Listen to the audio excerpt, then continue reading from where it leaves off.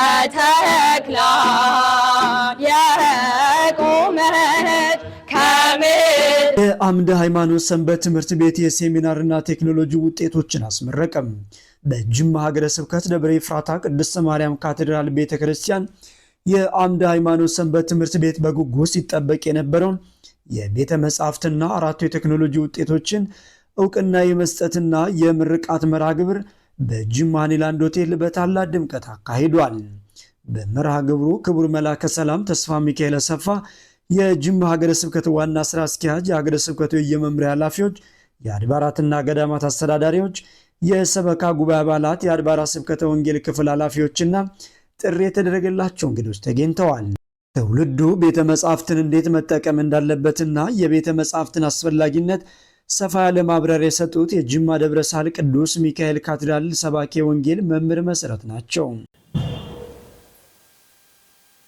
ይዘቱን እንዳጠቃላይ ስንመለከት የመጀመሪያው መግቢያውን ዓላማውን እንዲሁም የጽሑፉን መነሻ ምክንያት የቤተ መጻሕፍት ትርጉም ዓላማ ቤተ መጻሕፍቶች ከትውልድ ግንባታ አንጻር ያላቸው ሚና ቤተ መጻሕፍቶች ከቤተክርስቲያን ተልዕኮ አንጻር የብቁ ናቸው ወይ ያለው የሚሉትን እንዲሁም ተግዳሮቶችና መፍትሄዎችን በተመለከተ ምናይ ነው የሚሆነው።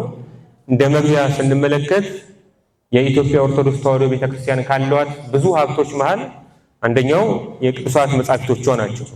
እነዚህ ቅዱሳት መጻሕፍት የቤተክርስቲያንን ትምህርት ሃይማኖት ስርዓተ ቤተክርስቲያን ከማስተማር ባለፈ ደግሞ ሌሎች ብዙ ትምህርቶች ያሉባት ናቸው። ለምሳሌ ስለ ስነ ጽሑፍ፣ ፍልስፍና፣ የዓለምን ታሪክ፣ ስለ ግብረ ገብ ትምህርት የተለያዩ ነገሮችን የያዙ መጻሕፍቶች ናቸው ቤተክርስቲያን ያሏት። ስለዚህ እነዚህን መጻሕፍት ቤተክርስቲያን በሁለት ዋና ዋና ምክንያቶች የተነሳ ጠብቃ ቆይታቸዋለች። የመጀመሪያው ምክንያቷ ቤተክርስቲያን እነዚህን መጻሕፍት ጠብቃ ለማቆየት አንደኛ ቤተክርስቲያን ራሷ ለምክር ለተግሳጽ ስለምትጠቀምባቸው ነው። እነዚህን መጻሕፍት ለምክር ለተግሳጽ ስለምትጠቀምባቸው እናትም እንደመሆኗ መጻሕፍቱን ለማን ማስተላለፍ አለባት? ለልጆቿ ማስተላለፍ ስላለባት እነዚህን መጻሕፍት ጠብቃ ቆይታለች። ሁለተኛው ምክንያት ደግሞ ምንድነው? የሀገሪቱ የትምህርት ሚኒስቴር እና ባህል ሚኒስቴር ሆና ለረጅም ጊዜ ቆይታለች። ስለዚህ በዚህ የተነሳ ቤተክርስቲያን መጻሕፍቱን ጠብቃ ቆይታቸዋለች ማለት ነው። እነዚህ መጻሕፍት በአንድ በኩል የቤተክርስቲያንን ትምህርት ሃይማኖት፣ ስርዓተ ቤተክርስቲያን፣ ትውፊት፣ ታሪክና ሀብት የሚያስተምሩ ናቸው። በሌላ በኩል ደግሞ የሀገሪቱንም ሆነ የውጭ ሀገራትን ታሪኮች፣ መልክዓ ምድር፣ ስነ አራዊት፣ እጽዋትን፣ ሌሎችም ነገሮች የሕክምና ጥበብን ጨምሮ የያዙ መጻሕፍት ናቸው። ስለዚህ በተቻለ መጠን ባሉበት ሁኔታ ሊታወቁ ሊመረመሩና ለትውልድ ሊተላለፉ ስለሚገባ ይህንን በሚገባ እንድናስተውል ለማድረግ ታሰበ ነው ማለት ነው። እንዳጠቃላይ የዚህ ሴሚናር ዋና ዓላማ ምንድን ነው? ቤተ መጻሕፍቶች ከትውልድ ግንባታ አንጻር ያላቸውን ሚና ብቻ ማሳየት ነው ማለት ነው። ይሄ ነው ዋናው ዓላማ። በግብሩን የተሳተፉ ታዳሚዎች ስለ ቤተ መጻሕፍቱና የሴሚናር ቴክኖሎጂ ውጤቶች ሊበረታታ እንደሚገባ ማስተያየታቸውን ሰጥተዋል። በሀገር ደረጃ ባለሙያነት እየገነባ ነው። ለዚህ እስካሁን ድረስ እኛ የሆነ ገንዘብ የሚያመጣ ሳንቲም የሚያመጣ ካልሆነ የቴክኖሎጂ ህይወት እየሰራ አይደለም እና በዚህ ግንባታው በዚህ ደረጃ ለማሁ ደግሞ እንደተባለው መጻሕፍት ሊሰባሰቡ መጻሕፍት ሊሰባሰቡ ልክ ሰንበት ትምህርት ቤት ወጣቶችን ህፃናትን በክፍል ከፋፍሎ እያስተማረ እንዳለው ተከታታይ ትምህርት አሁን የንባብ ልምዳችን የሚዳብርበት በቴክኖሎጂ ብቻ ቀየነው ከወሰድነው ወደ ላይ ወስደናል። ግን መጻሕፍቶች ሊሰባሰቡ ቅድም አስተዋጽኦአቸው ሊቃውንቱ አሁን ድረስ የሚጽፉ የሚሰነዱ የሚደርሱ የሚተረጉሙ ሊቃውንት አሉ። ለእነሱ ትልቁ ነገር ለእነሱ ድጋፍ ሚሰጥ ሌሎች ምዕመናንን ያሳተፈና ለወደፊት ለቤተ ክርስቲያኑ ለትውልድ የሚጠቅም ትልቅ ስራ እየተቀረበ በቅድሚያ ከልብ ላመሰግን እወዳለሁ። ከዛ ባሻገር የቤተ መጻሕፍት ጠቀሜታ በጣም ትልቅ ከመሆኑ የተነሳ ነው ሁለት ሶስት ሀሳቦችን መስጠት የምፈልገው። በኢትዮጵያ የቤተ ክርስቲያን ታሪክ ውስጥ ከ12ኛው መቶ ክፍለ ዘመን እስከ 14ኛው ያለው በብዛት ይሄ የአክሱም ዘመነ መንግስት ወድቆ ወደ ዛጉዌ ከመጣ በኋላ ወርቃማው የቤተ ክርስቲያን ዘመን ተብሎ የሚታወቀው 333 ዓመታት አሉ። በዚህ ውስጥ በነበረው የእነ አባ ኢየሱስ ሞዓ ትልቅ ተግባር አንዱ ምን ነበረ? ኢትዮጵያ ከዮዲት በኋላ ትልቁን ቀስ ሲደርስባት፣ ትልቅ ኪሳራ ሲደርስባት ትልቁን ስራ የሰሩት አባ ኢየሱስ ሞዓ 800 መነኮሳትን አሰልጥኖ አስተምሮ በኢትዮጵያ ከመላካቸው ባሻገር በሐይቅ እስጢፋኖስ የገነቡት የኢትዮጵያ የመጀመሪያው ቤተ መጻሕፍት እነዚያ አባቶች መነኮሳት ለዓመታት ቁጭ ብለው አይተው አንብበው ዛሬ እኛ ክርስቲያን ሆነን እንድንኖርበት ክርስትናው እንዲሰፋና እንዲቀጥል አድርጎ ያስቀጠለ ትልቅ ተግባር ነው።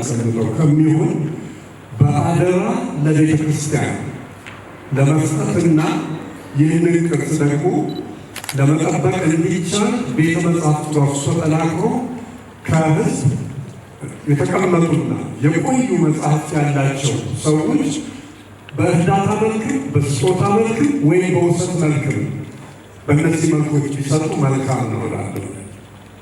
የጅማ ሀገረ ስብከት የስብከተ ወንጌል ክፍል ኃላፊ መጋቢ ሃይማኖት መምህር ወንዳለም ጫን ያለው በበኩላቸው እንደተናገሩ ስለሆነ በቂ ስልጠና በቂ ነገር ተጠልጥሎ እንዳይቀርና ተደራሽ እንዲሆን የራሴ ስጋት ነውና ሰው ላይ አውላችሁ መስራት ነው ትልቁ ነገር። ትውልድን መገንባት ትውልድን ማሻገር ማለት ቤተክርስቲያን ማሻገር እንደሆነ ቴክኖሎጂ በባህሩ ነገሮችን ያቀላል፣ ነገሮችን ቅርብ ያደርጋል። እኔም አዲስ አበባ ከሚሄድ እዚህ ቁጭ ብዬ ስብሰባ መሳተፍ ሁሉ ይቻላል በቴክኖሎጂና እንዲህ አይነት ነገሮችን እያዳበርና እያሳደግን ብንሄድ ብዙ ነገሮችን ተደራሽ አድርገን እንሄድበታለን የሚል ነው ማለት ነው። ተስፋ ሚካኤል አሰፋ የጅማ ሀገረ ስብከት ስራ አስኪያጅ በአራቱ የሴሚናርና ቴክኖሎጂ ውጤቶች ላይ መልእክት አስተላልፈዋል። እንዲጨበጨብልን እሰይ ሊባልልን አይደለም፣ ነው ግዴታችን ስለሆነ የተቀመጥነው በቻልነው አቅም በፈቀደ አገልግሎት ልንሰጣችሁ ስለሆነ ማለት ነው። ብፁዕ አባታችን ከሁላችንም በላይ የሚረዱ ስለሆነ በዛ አግባብ ነው ሰንበት ትምህርት ቤቱን የሚያግዙ የቴክኖሎጂ ጉዳይ ብዙ ይገባቸዋል።